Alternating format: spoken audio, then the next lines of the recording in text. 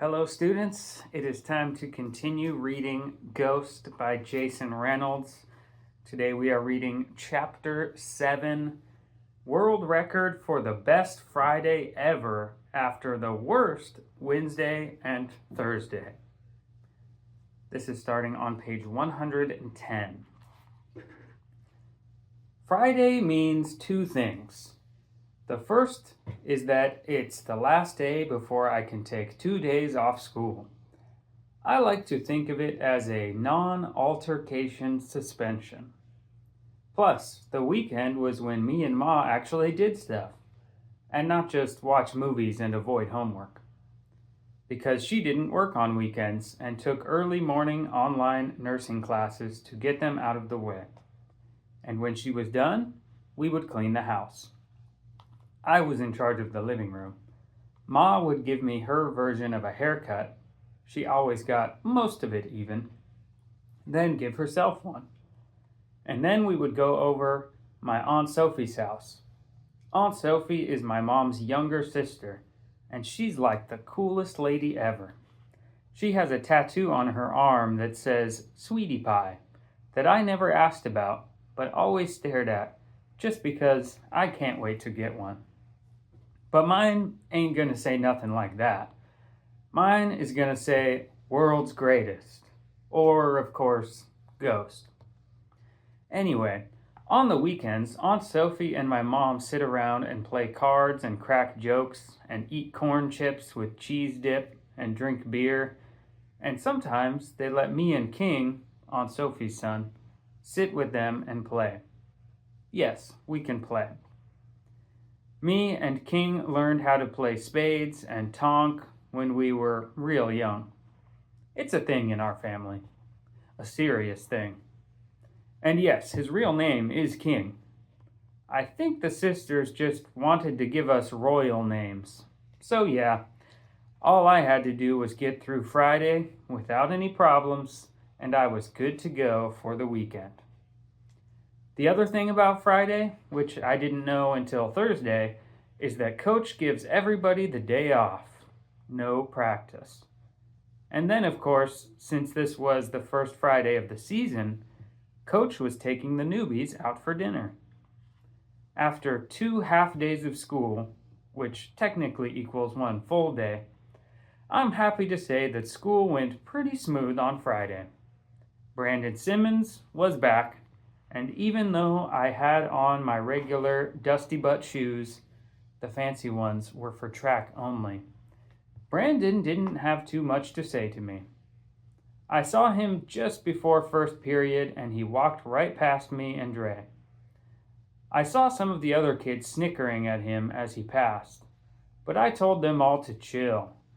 I don't know why, because he totally deserved to be roasted. But I guess I felt kinda bad for the dude. I've been there.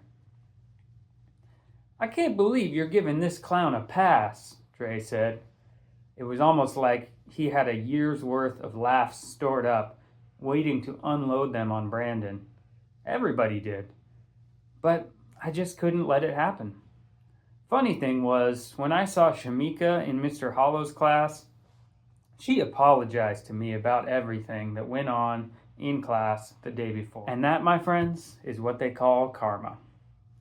Plus, like I said, she was a cool girl anyway.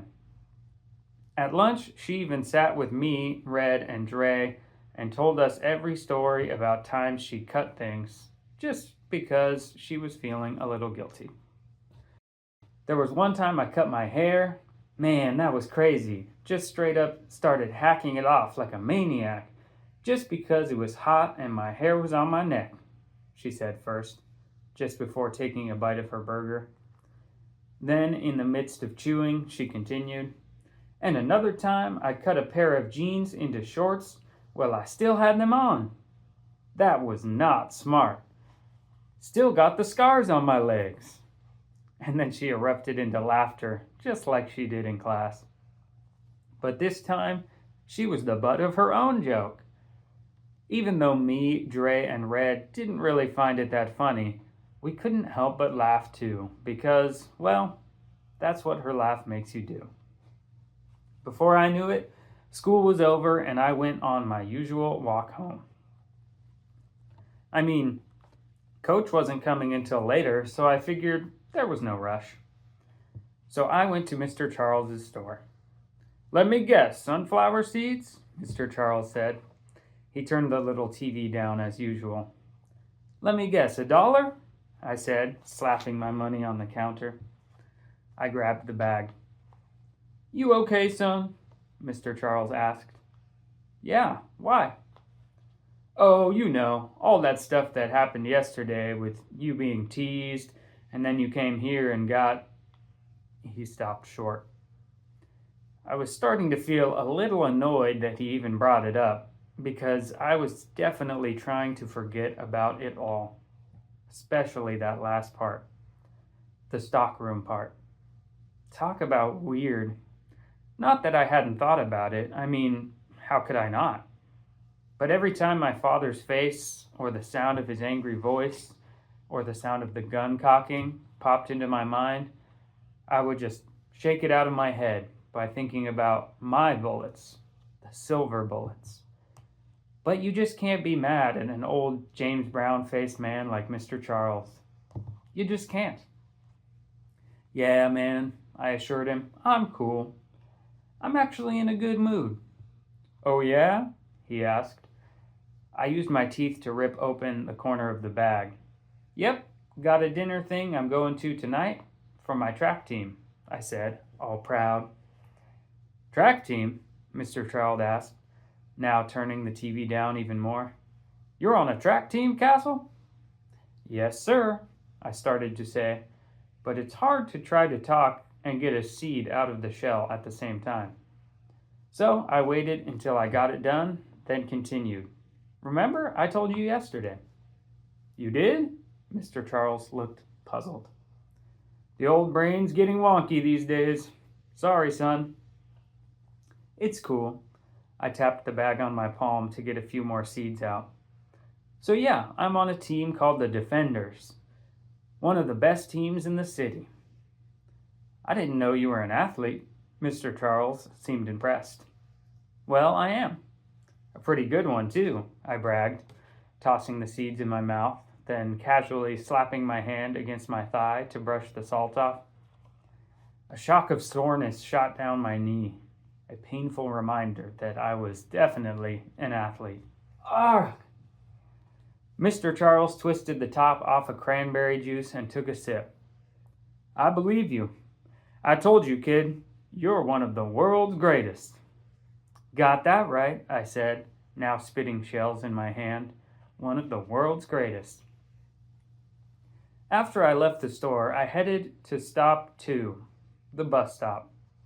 I took a seat next to an older woman. She was doing a crossword puzzle and humming a song I didn't recognize. She might have been making it up. It didn't sound bad, though.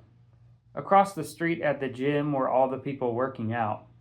The Walking Dead. Ha! That's what they look like. Anyway, I hung out there for a little while before moving on. Then I got to Martin Luther King Park. I looked down at the track, and there wasn't nobody there except a man jogging with his dog. But nobody else. No real runners. After that, there was really no place else to go but home. And I wasn't ready to go there yet. So I went to the basketball court. At the court, as usual, all the older guys were there running fives for cash. I knew some of them just because they were always there playing. Like Pop, who was probably in his 20s or something like that. I don't even think he was anybody's dad, but everybody called him Pop anyway. He was a short dude with crazy handles and a mean jumper. He was one of those guys who could do all the tricks and stuff. Shake you right out of your socks like it was nothing. And Sicko was there too, but luckily for me, he didn't have his crazy dog with him. Sicko wasn't really that good at basketball, but he was super rough. He probably should have been a football player or a wrestler. Big James was there too. He was like the best player ever to me. He looked like he really played pro ball. 6 feet something, all muscle. People always said Big James played college ball but never went pro. I never knew what he did for a living. All I knew was that he was always at the court, dominating the game, taking everybody's money. So I guess basketball was what he did for a living after all. Besides the hoopers, there were a whole bunch of other people at the court just hanging out. Girls. Some were the girlfriends of the guys playing, and others wanted to be the girlfriends of the guys playing. And junkies. They'd just be zombied out, roaming around outside the court. They knew better than to mess up the game. They'd just walk along the out-of-bounds line like it was a tightrope, waiting for Goose. Goose was the dope man, who also happened to be a pretty good ball player. Super flashy, but an all-around nice guy.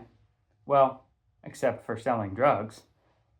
The court was where he served, in more ways than one. I chilled there for a while, watching Sicko push everybody around until what always happens, happened. A fight.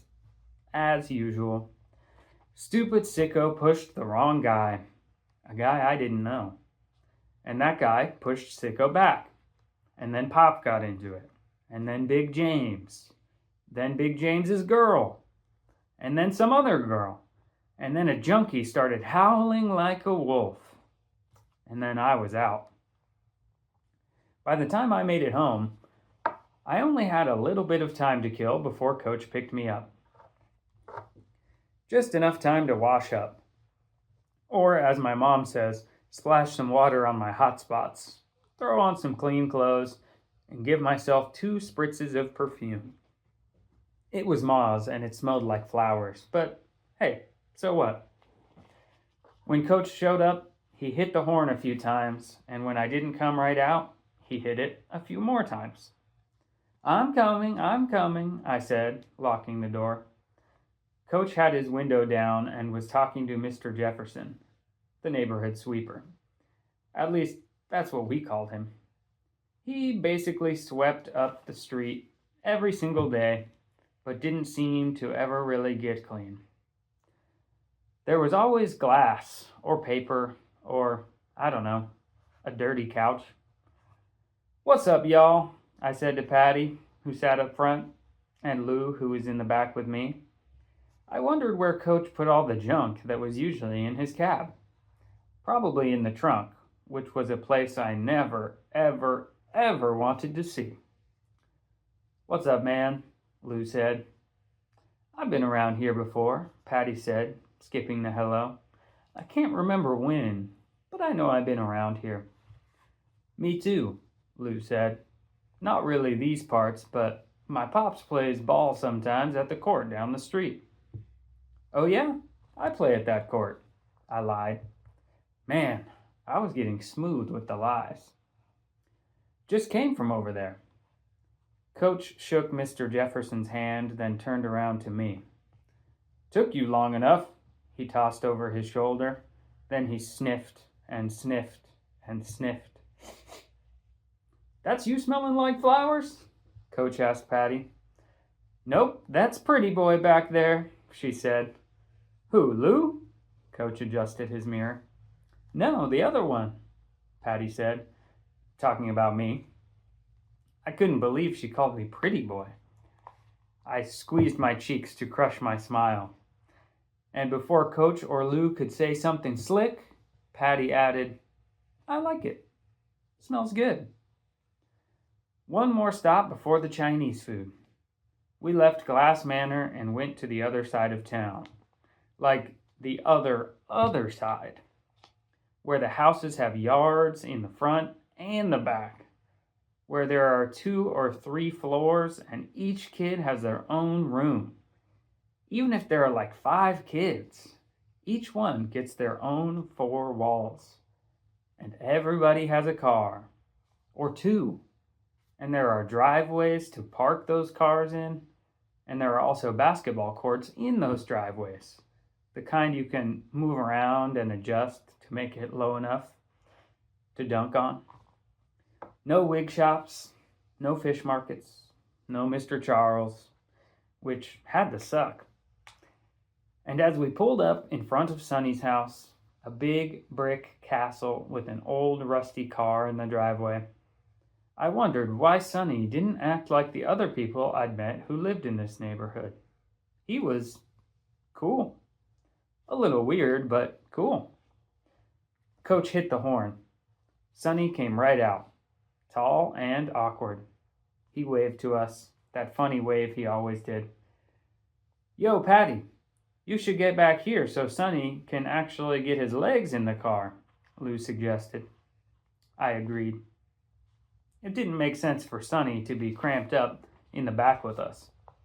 Plus, Sonny had already opened the back door on my side, and I just wasn't into sitting in the middle.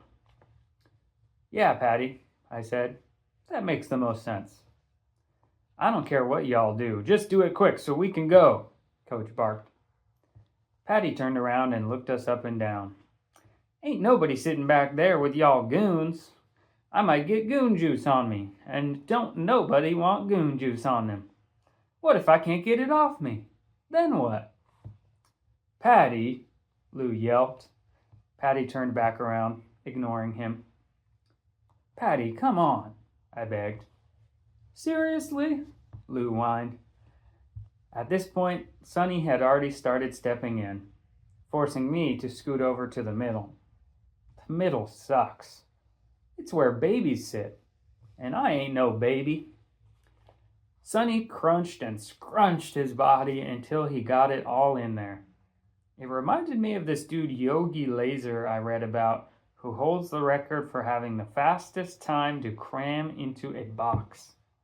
Crazy. Sonny's knees were smashed against Patty's seat, and he had no place to put his arm, so he had to put it around me. It was all just ridiculous. Once Sonny closed the door, which took 3 tries, Patty and Coach turned around to look at us.